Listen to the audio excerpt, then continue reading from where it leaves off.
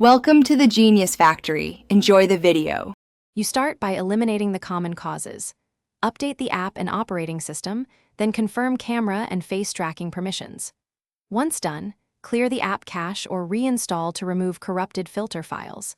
Next, test in bright, even light and remove anything that obstructs facial landmarks, like glasses or hats. These steps fix most misaligned emoji quickly because the face mesh needs clean input and current software. Follow them now so the next steps work on a stable foundation. Now refine the emoji's tracking by using the app's face landmark or anchor editor to nudge the emoji to eyes, nose, or chin as required. Make small adjustments to scale, rotation, and vertical offset. Subtle changes matter more than big jumps.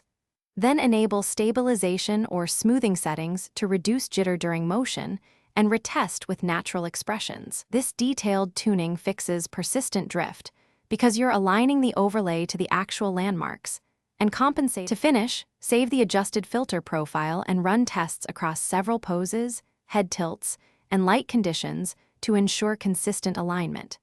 Make sure the emoji stays stable for at least 30 seconds before exporting or publishing.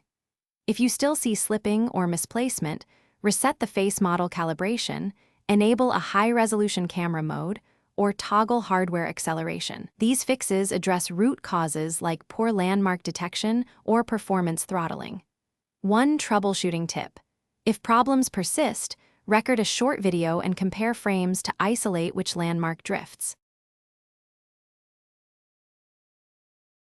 Thanks for watching. If you found this helpful, don't forget to like and subscribe.